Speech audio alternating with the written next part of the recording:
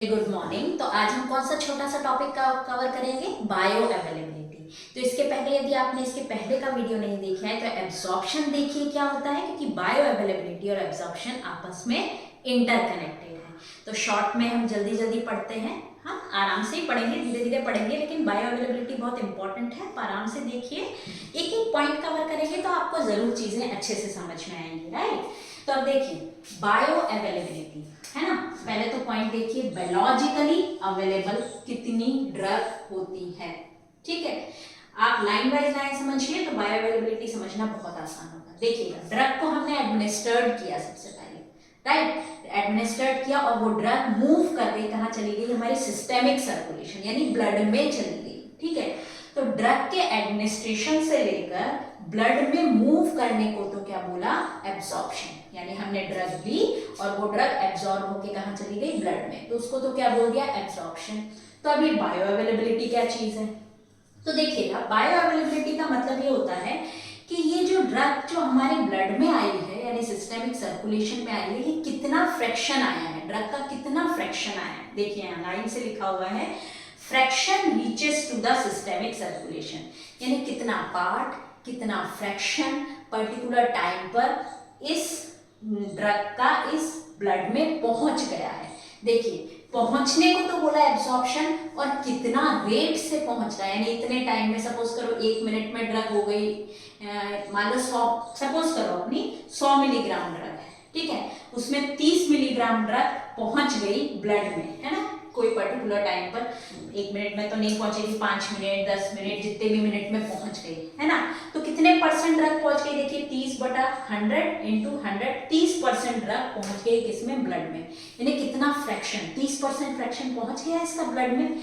यानी देखिए यही लाइन से लिखा हुआ है, fraction reaches to the systemic circulation, कितना पार्ट, है ना, यानी किस रेट से, आप सेकंड पॉइंट पढ़िए तो आपको समझ में आएगा, रेट एंड एक्सटेंट, रेट मतलब किस रेट से ये ब्लड में पहुंच रही है, पहुंचने को तो एब्जॉर्प्शन बोल दिया, किस रेट से, यानी 1 मिनट में कितने पहुंची, 2 मिनट में कितनी पहुंची, 3 मिनट में कितनी पहुंची, 4 मिनट में कितनी पहुंची, उस रेट को या एक्सटेंट या फिर कितनी पहुंची, ठीक है ना, 30 मिलीग्राम पहुंची, 20 मिलीग्राम पहुंची, यदि मैंने 100 मिलीग्राम ली थी, 10 मिलीग्राम पहुंची कि 20 मिलीग्राम पहुंची कि 30 मिलीग्राम पहुंची, तो rate and extent of absorption को क्या बोला जाता है, बायो अवेलेबिलिटी। अब क्वेश्चन क्या बैठेगा, तो क्वेश्चन देखिए ये बैठता है, फर्स्ट क्वेश्चन देखो, बायो अवेलेबिलिटी जो होता है या तो ऑप्शन में आ सकता है fraction reaches to the systemic circulation, है ना, यानी ड्रग का, है ना, कितना फ्रैक्शन, है ना, यहाँ पे किसका फ्रैक्शन है, ये ड्रग का कितना फ्रैक्शन जो है वो सिस्टेमिक सर्कुलेशन में पहुंच गया है, या फिर किस नाम से ये आ सकता है,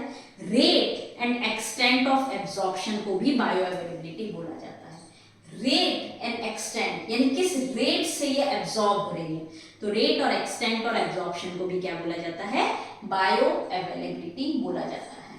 तो ये 2 पॉइंट आपको याद रखने हैं। और तीसरी एक और इंपॉर्टेंट पॉइंट है इंट्रावेनस, है ना, मैंने आपको पिछले वीडियो में भी बता दिया, इंट्रावेनस का मतलब होता है जो इंजेक्शंस होते हैं ना वो डायरेक्ट ब्लड में लगा लिए जाते हैं, है ना, ब्लड में लगा दिए जाते हैं, तो वो क्या एब्जॉर्ब होगा, क्या एब्जॉर्प्शन की तो कहीं जरूरत ही नहीं पड़ रही है उसको, वो तो डायरेक्ट ही, देखो ड्रग एडमिनिस्ट्रेशन से मूव किया ब्लड में, उस प्रोसेस को क्या बोला, एब्जॉर्प्शन, लेकिन जब मैंने इंट्रावेनस दिया तो डायरेक्ट कहाँ दे दिया, ब्लड में, तो मूव करने की जरूरत पड़ी क्या, मैंने तो डायरेक्ट ही ब्लड में लगा दिया, ठीक है, तो उसकी बायो अवेलेबिलिटी होती है 100%। ये इंपॉर्टेंट भी है कि कौन से रूट की बायो अवेलेबिलिटी 100% होती है, तो इंट्रावेनस रूट की बायो अवेलेबिलिटी जो है वो 100% होती है। चलिए जी, कुछ और point related to bioavailability हम देखते हैं। देखिए प्लाज्मा कंसंट्रेशन टाइम कर्व कुछ भी नहीं है, एक कर्व है। प्लाज्मा कंसंट्रेशन मतलब मान लो टाइम बढ़ा, 1 मिनट हुआ, फिर प्लाज्मा, प्लाज्मा मतलब आप एक तरीके से ब्लड ही ले लीजिए, है ना, उसमें ड्रग कितनी है, फिर 2 मिनट हुआ उसमें ड्रग कितनी है, फिर 3 मिनट हुआ उसमें ड्रग कितनी है, यानी टाइम के साथ प्लाज्मा में ड्रग की कंसंट्रेशन पहले तो बढ़ेगी, धीरे धीरे एब्जॉर्ब होगा, ठीक है, फिर एक लेवल आ जाएगा जब मैक्सिमम कंसंट्रेशन हो जाएगी उसकी, है ना, ड्रग की। देखिए बहुत इजी सा है, जैसे जैसे टाइम बढ़ा वैसे वैसे प्लाज्मा में कंसंट्रेशन है ड्रग की वो बढ़ती चली जाएगी, बढ़ती चली जाएगी, बढ़ती चली जाएगी, बढ़ती चली जाएगी, एक लेवल आ जाएगा जब इसकी मैक्सिमम कंसंट्रेशन होगी जिसको सी मैक्स बोला जाता है, क्या बोला जाता है? C Max. यानी एक पर्टिकुलर टाइम पे जिसको टी मैक्स बोलेंगे, ड्रग की कंसंट्रेशन क्या होगी? मैक्सिमम होगी। ठीक है, उसके बाद ड्रग क्या होगी? अपना इफेक्ट दे दिया उसने, अब ड्रग एलिमिनेट यानी एलिमिनेट होना स्टार्ट हो जाएगी धीरे धीरे धीरे धीरे धीरे धीरे, है ना। तो ये इस तरफ की जो फेज होती है इसको क्या बोला जाता है? Absorption phase. क्या बोला जाता है इसको? एब्जॉर्प्शन फेज, क्योंकि यहाँ पे ड्रग का क्या हो रहा है? एब्जॉर्प्शन हो रहा है, राइट। बहुत डिटेल पढ़ने की जरूरत नहीं है क्योंकि बायोफार्मास्यूटिक्स का पार्ट है, जितना कोलॉजी में जरूरत होगी उतना मैं कराऊंगी। और ये जो बाद का पार्ट है, यानी ड्रग की मैक्सिमम कंसंट्रेशन आई, उसके बाद के पार्ट को बोला जाता है post absorption phase. Post absorption नहीं तो एलिमिनेशन फेज। Elimination phase. तो अब इसमें क्या चीज याद रखने वाली है? पहली चीज देखिए, ये ड्रग एब्जॉर्ब होती गई। देखिए यहाँ पे मैंने तीन ग्राफ बनाए हैं, एक तो ए, एक ये वाला बी, एक ये वाला सी। ठीक है, अब देखिए ये टाइम है, ये प्लाज्मा कंसंट्रेशन है। जैसे जैसे टाइम बढ़ेगा ड्रग की कंसंट्रेशन बढ़ेगी, ये मुझे मालूम है। देखिए एक पर्टिकुलर कंसंट्रेशन होती है जितनी चाहिए ही होती है किसी भी ड्रग को थेरापेटिक इफेक्ट देने के लिए, यानी उसका फार्माकोलॉजिकल वो इफेक्ट, पेन हमारा ठीक करेगी कि नहीं, किडनी हमारी ठीक करेगी कि नहीं, उसी को बोला जाता है थेरापेटिक इफेक्ट। तो थेरापेटिक इफेक्ट देने के लिए इतनी कंसंट्रेशन तो मुझे इस ड्रग की चाहिए ही चाहिए। यदि इतनी नहीं मिलती है ना, तो हमारा ये ड्रग कोई काम का नहीं है, ये कोई इफेक्ट नहीं देगा, है ना। यहाँ पे इतनी चाहिए, सपोज करो हर एक ड्रग के लिए अलग अलग होगी, लेकिन ग्राफ तो कॉमन ही बनेगा, राइट। और तीसरी चीज ये होती है अनडिजायर्ड, यानी ऐसा ना हो इसकी कंसंट्रेशन इतनी ज्यादा हो जाए, यानी ये अनडिजायर्ड इफेक्ट तक पहुंच जाए, तो भी वो किसी काम की नहीं है। यानी इन दोनों के बीच में, थेरापेटिक कंसंट्रेशन और अनडिजायर्ड इफेक्ट के बीच में जो ड्रग की कंसंट्रेशन होगी वो काम की होगी। चलिए ध्यान से अपन समझते हैं। सबसे पहले अपन ए ग्राफ पे जाते हैं। जैसे जैसे टाइम बढ़ा ड्रग में कंसंट्रेशन बढ़ी, लेकिन ये थेरापेटिक कंसंट्रेशन तक पहुंच ही नहीं पाई और एलिमिनेट हो गई। पोस्ट एब्जॉर्प्शन फेज या एलिमिनेशन, यानी ड्रग ने अपना मैक्सिमम इफेक्ट दे दिया। ये जो पीक बताएगा इस ग्राफ का वो maximum effect, C Max, maximum concentration. और इसको यदि नीचे कनेक्ट कर दिया जाए टाइम से, तो वो टाइम, उस टाइम पे मैक्सिमम कंसंट्रेशन। ठीक है, तो आप क्या होगी, लेकिन ये थेरापेटिक इफेक्ट तक पहुंची नहीं, तो क्या ये ड्रग ए वाली इफेक्ट देगी? क्या इफेक्ट देगी ही नहीं, है ना।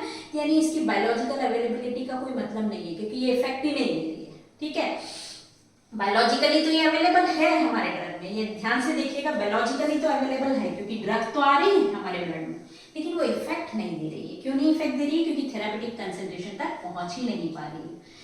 सेकेंड चीज देखिएगा, अब दोबारा देखिए बी ग्राफ कहाँ जा रहा है? थेरापेटिक कंसंट्रेशन के ऊपर जा रहा है, बट अनडिजायर्ड इफेक्ट के नीचे है। तो ये अपना क्या होगा, इफेक्ट देगी, जितना देना होगा वो देगी सी मैक्स तक, उसके बाद एलिमिनेट हो जाएगी, राइट। थर्ड सी वाली देखिए जरा, ये तो अनडिजायर्ड इफेक्ट तक पहुंच गई, यानी ये टॉक्सिक इफेक्ट देगी, यानी यहाँ पे टॉक्सिक इफेक्ट देगी, उसके बाद एलिमिनेट हो जाएगी। तो ये तो हमारी काम ए हमारी काम की है ना, सी हमारे काम की है, हमारी क्या काम की है? बी। सपोज करो एरिया अंडर कर्व, मैं बात कर रही हूँ अभी किसकी? बायो अवेलेबिलिटी की, है ना। तो पहला पॉइंट आपको याद रखना है कि बायो अवेलेबिलिटी को फाइंड आउट करने के लिए कौन सा कर्व बनाया जाता है? Plasma concentration time curve. Plasma concentration time curve, ठीक है। प्लाज्मा मतलब ब्लड ही समझ लीजिए आप एक तरीके से, राइट। प्लाज्मा ब्लड नहीं होता है, लेकिन ठीक है, अपन को ये समझना है कि हमारे सिस्टेमिक सर्कुलेशन में कितनी ड्रग पहुंची है, वो हमको देखना है, ठीक है। तो आप देखिएगा, तो ये अपने को तीन चीजें समझ में आ गई, है ना। अब प्लाज्मा कंसंट्रेशन टाइम कर्व से फाइंड आउट करेंगे मेरे काम की कौन सी ड्रग? बी वाली, ठीक है। अब तीसरी चीज एक और याद रखना है, एरिया अंडर कर्व, यानी इस कर्व का एरिया कितना है? बी वाले कर्व का एरिया कितना है? ए वाले कर्व का एरिया कितना है? सी वाले कर्व का एरिया कितना है? ठीक है, वो तो अपने को बताएगा क्या?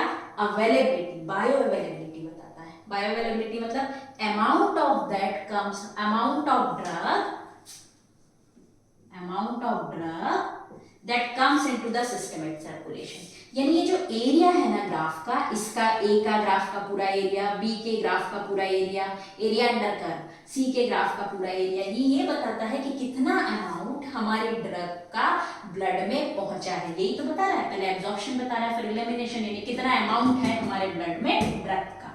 तो ये एरिया अंडर कर्व क्या बताएगा, amount of drug comes into the systemic circulation. उसी को क्या बायो अवेलेबिलिटी बोला, राइट।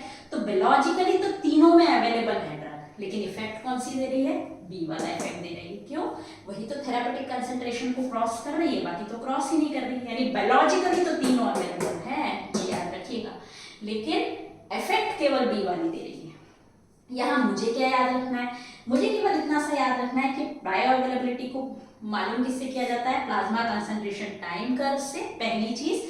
दूसरी चीज मुझे याद रखना है कि एरिया अंडर कर्व क्या बताता है, तो amount of that drug comes into the systemic circulation. ठीक है, जो अमाउंट है, कितना अमाउंट आया ड्रग का, यानी कुल मिला के बायो अवेलेबिलिटी बताता है। ये जो ग्राफ है, हमको क्या, हमको बायो अवेलेबिलिटी फाइंड आउट करनी है, तो हम कौन सा ग्राफ बनाएंगे, प्लाज्मा कंसंट्रेशन टाइम कर्व। अब देखिएगा, नेक्स्ट चीज में आपको कुछ छोटे छोटे पॉइंट्स और कराऊंगी, बट एक चीज याद रखिएगा, फैक्टर्स कौन कौन से हैं जो बायो अवेलेबिलिटी को इफेक्ट करते हैं, तो वो सारे फैक्टर जो एब्जॉर्प्शन को इफेक्ट करेंगे।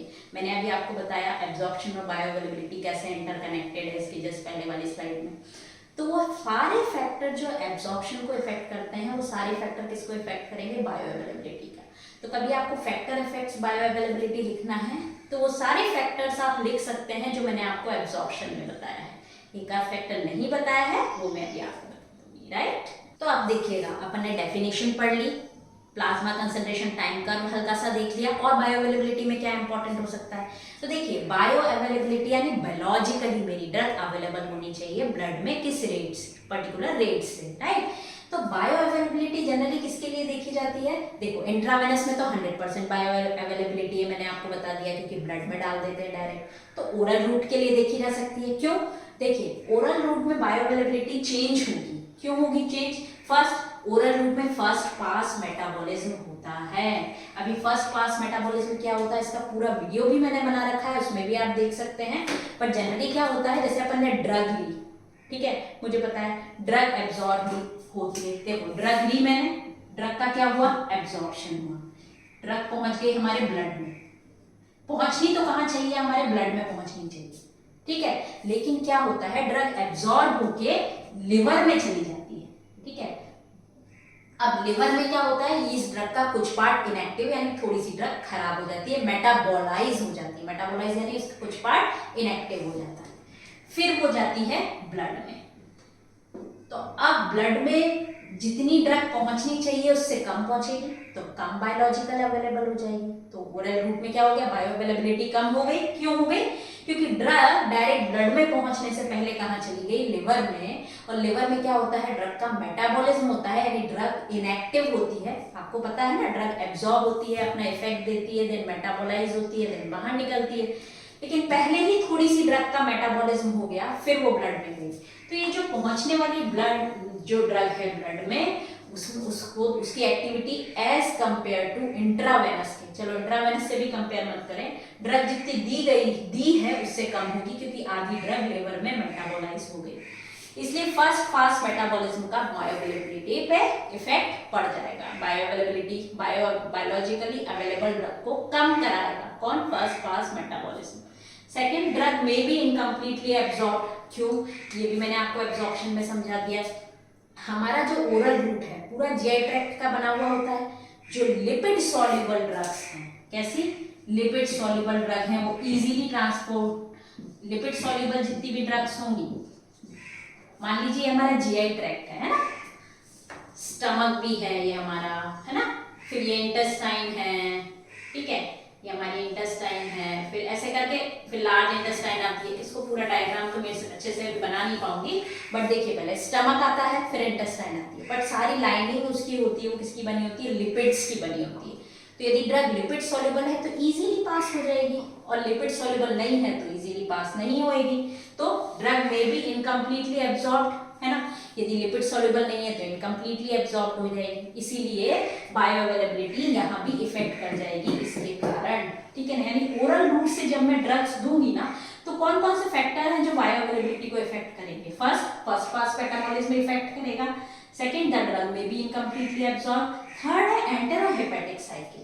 अब एंटेरोहेपेटिक साइकिल क्या होती है, शॉर्ट में अपन पढ़ते हैं। देखो मुझे पता है कि मैंने एक ड्रग ली, ठीक है, ये मेरी स्टमक में गई, ये इंटेस्टाइन में गई, ठीक है, इसने अपना इफेक्ट दिया और कहाँ चली जाती है, मेटाबोलाइज होने के लिए लिवर में चली जाती है ना, लिवर में ही जाती है, ठीक है।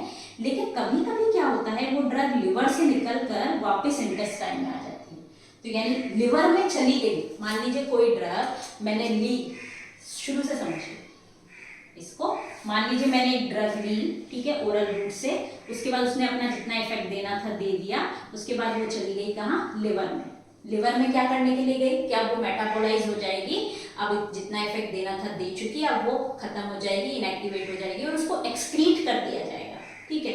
लेकिन क्या होता है, कभी कभी लिवर में जाने के बाद भी ये ड्रग क्या करती है, वापस से इंटेस्टाइन में आ जाएगी, है ना, किसी कारण से, बहुत डिटेल पढ़ने की जरूरत नहीं है, वापस से इंटेस्टाइन में। अब बताइए जब लिवर से वापस इंटेस्टाइन में ड्रग आ गई तो ये बायोलॉजिकली फिर क्या हो गई, अवेलेबल हो गई एक्शन देने के लिए, ठीक है।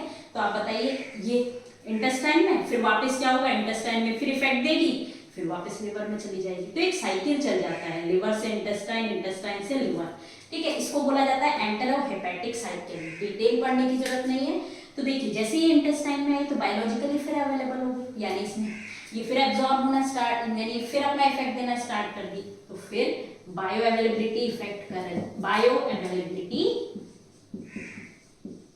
जो होगी वो किससे भी इफेक्ट हो जाएगी, एंटेरोहेपेटिक साइकिल से, क्योंकि वापस बायोलॉजिकली अवेलेबल होना स्टार्ट हो जाती है, राइट। तो मैं यहाँ पे इतना सा बता रही हूँ इस पूरे चार्ट में कि यदि मैं ओरल रूट से, है ना, ड्रग को देती हूँ तो बायो अवेलेबिलिटी को कौन कौन से फैक्टर इफेक्ट कर सकते हैं, क्योंकि ज्यादातर बायो अवेलेबिलिटी ओरल रूट में देखी जाती है, क्योंकि इंट्रावेनस और बहुत से रूट जो है वो कम, ज्यादातर इंट्रावेनस में तो 100% ही बायो अवेलेबिलिटी हो जाती है, और भी रूट है लेकिन ओरल ज्यादा प्रेफर किया जाता है, इसीलिए मैं आपको बता रही हूँ। तो कौन कौन से फैक्टर्स हैं जो बायो अवेलेबिलिटी को इफेक्ट करेंगे यदि मैं ओरल ही देती हूँ, तो first pass metabolism, incomplete absorb भी हो सकती है, और एंटेरोहेपेटिक साइकिल। तो आपको पता चल गया है कि एंटेरोहेपेटिक साइकिल बेसिकली होता क्या है। छोटा मोटा पार्ट और बचा है बायो अवेलेबिलिटी का, वो मैं आपको और कवर करवाती हूँ। चलिए नेक्स्ट एक वर्ड है बायो इक्विवेलेंट, जो भी बायो अवेलेबिलिटी से रिलेटेड ही है। क्या होता है बायो इक्विवेलेंट, मान लीजिए दो प्रिपरेशंस हमने ली है ना, दो कोई सी ड्रग की अलग अलग फॉर्मुलेशन है जो हमने ली है ना, उन दोनों में कंपेयर कर रहे हैं अपन, ठीक है। यदि वो दोनों की दोनों प्रिपरेशन या दोनों की दोनों drug reaches to the systemic circulation at same rate and relative extent, यानी वो देखिए हमारी ड्रग, हमको पता है कि ये जो ड्रग होती है वो जब हम एडमिनिस्ट्रेट करते हैं तो कहाँ पहुंचती है, ब्लड में, ठीक है।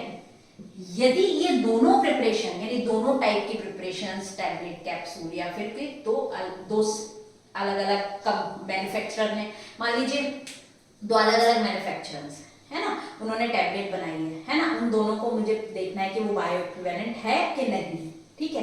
अब देखिएगा, मान लो दोनों प्रिपरेशंस हैं मेरे पास और मैंने देखा कि उन ड्रग को मैंने लिया तो वो कहाँ पहुंचेगी, ब्लड में। यदि वो सेम रेट से, है ना, पहुंचती है ना, फर्स्ट वाली ड्रग जिस रेट से ब्लड में पहुंच रही है, सेकंड वाली ड्रग भी उसी रेट से ब्लड में पहुंचती है, तो देखिए यहाँ क्या लिखा हुआ है, reaches to the systemic circulation at the same rate और रिलेटिव एक्सटेंट, यानी सेम अमाउंट में पहुंचती है ना। तो इसका मतलब वो सेम बायो अवेलेबिलिटी हुई उसकी, यदि सेम रेट से दो प्रिपरेशन सेम रेट से ब्लड में पहुंच रही है तो उसकी सेम बायो अवेलेबिलिटी हुई, और इसी को क्या बोला जाता है, बायो इक्विवेलेंट। बायोलॉजिकली इक्विवेलेंट हो गई, सेम थेरेपेटिक इफेक्ट दे सकती है यदि सेम ड्रग है, सेम ड्रग होगी ना, अलग अलग मैन्युफैक्चरर ने बनाई है, ठीक है, मैंने ये कंसीडर किया है, दो प्रिपरेशंस हैं, वो देख रही हूँ मैं कि बायो इक्विवेलेंट है कि नहीं है, तो मैंने देखा उसको लिया और देखा कि ब्लड में गई, अच्छा ये सेम रेट से जा रही है ना।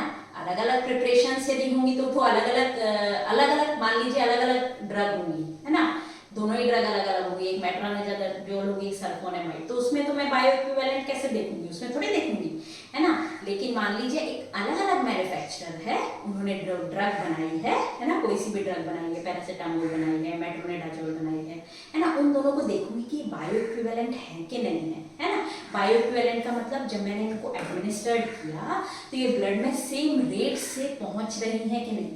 यदि मान लीजिए ये भी ड्रग ए जो है वो एक ही रेट सेम रेट से पहुंच रही है और बी भी उसी रेट से पहुंच रही है, तो इसका मतलब वो बायोलॉजिकली क्या है, इक्विवेलेंट है ना, सेम थेरापेटिक इफेक्ट देंगी। तो आई होप आपको बायो इक्विवेलेंट समझ में आ गया होगा। एक वर्ड है एब्सोल्यूट बायो अवेलेबिलिटी, वो थोड़ा सा अपन और पढ़ लेते हैं क्योंकि कभी कभी जीपेट वगैरह में वो पूछ लिया जाता है, राइट। एक वर्ड है जो कभी कभी जीपेट या किसी एग्जाम में पूछ लिया जाए, absolute bio availability. Absolute bio availability कुछ नहीं है, सपोज करो अदर देन इंट्रावेनस, इंट्रावेनस तो आपको इतनी बार मैंने बता दिया, पता चली गया होगा, डायरेक्ट ब्लड में इंजेक्शन लगा देना, यानी डायरेक्ट ब्लड स्ट्रीम में हमारी ड्रग का पहुंच जाना, ठीक है।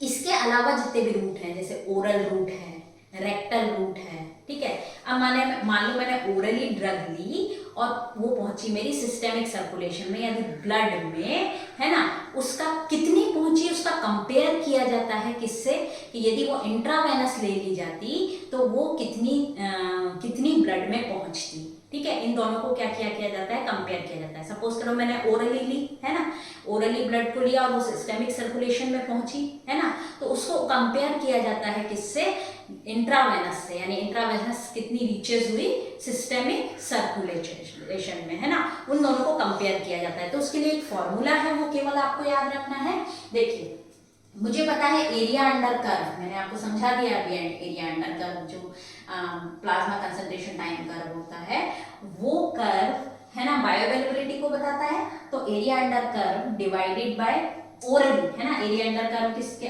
Orally divided by dose orally. तो ये देखिएगा एरिया अंडर कर्व क्या बताता है, एब्जॉर्प्शन, टोटल एब्जॉर्प्शन को बताता है, ठीक है, मुझे पता है एक्सटेंट ऑफ एब्जॉर्प्शन को बताता है, और ये हमने कितनी डोज ली है ओरली उसको कर दिया मैंने डिवाइड।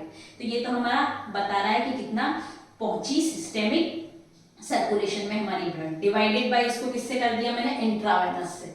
इंट्रावेनस यानी एरिया अंडर कर्व, एयूवी हो गया, एयूसी की जगह एरिया अंडर कर्व, यानी कितना एब्जॉर्प्शन हुआ, कितनी डोज दी, ठीक है, डोज आईवी कितनी दी। तो यानी ओरल और आईवी को कंपेयर करने का ये फॉर्मूला है, इसको मैंने सॉल्व आउट किया तो AUC oral divided by AUC IV, dose IV अपन डोज ओरल। आपको ज्यादा इसको डिटेल याद रखने की जरूरत नहीं, सिर्फ इतना सा याद रखिएगा एब्सोल्यूट में क्या किया जाता है, आईवी से किसी भी रूट को कंपेयर किया जाता है। सिस्टेमिक सर्कुलेशन में जो ड्रग पहुंचती है ना, यानी सपोज करो ओरली मैंने कोई टैबलेट को सिस्टेमिक सर्कुलेशन में पहुंची और उसको कंपेयर कर दिया है कि आईवी से कितनी देर में पहुंची, कितनी देर में पहुंची, कितने एक्सटेंट में पहुंची, कितने अमाउंट में पहुंची, तो उसको तो बोला जाता है एब्सोल्यूट बायोअवेलेबिलिटी। एक कभी वर्ड आ जाए ना रिलेटिव, तो रिलेटिव को बस इतना सा याद रखिएगा, उसको आईवी से कंपेयर नहीं किया जाता, उसको स्टैंडर्ड से कंपेयर किया जाता है ना, उसको डिटेल पढ़ने की जरूरत नहीं है, सिर्फ एक ये फॉर्मूला याद रखिए। तो आई होप आपको बायो अवेलेबिलिटी का लगभग सब कुछ समझ में आ गया होगा। डेफिनेशन क्या होती है, एरिया अंडर कर्व क्या होता है, ओरल रूट से दी जाती है तो क्या क्या फैक्टर इफेक्ट करते हैं, बायो इक्विवेलेंस क्या होता है, एब्सोल्यूट बायो अवेलेबिलिटी क्या होता है, कुछ भी नहीं है एब्सोल्यूट बायो अवेलेबिलिटी, याद रखिएगा। आईवी के अलावा जितने भी रूट होते हैं उनको आईवी से कंपेयर करके एक फॉर्मूला डिराइव कर दिया गया है बस, राइट। और एरिया अंडर कर्व एब्जॉर्प्शन को बताता है, ये हमको पता ही है, राइट। तो ये क्या होता है, मैं आपको जस्ट बेसिक्स पढ़ा रही हूँ, किसने, फार्माकोलॉजी के बहुत बेसिक चीजें पढ़ा रही हूँ। पहले अपन जनरल फार्माकोलॉजी का सारा बेसिक पढ़ेंगे, फिर चैप्टर्स कवर करेंगे, तो धीरे धीरे आपके किसी भी कॉम्पिटिटिव एग्जाम में, चाहे आप लेक्चरशिप, फार्मासिस्ट, डीआई, थ्योरी कुछ भी पढ़े तो आपको ये जरूर प्रॉफिट देगा। Thank you so much for watching this video, और आगे भी बेसिक्स ऐसे देखते चले जाइए, आपको जरूर प्रॉफिट मिलेगा इन सब चीज़ों से। Thank you.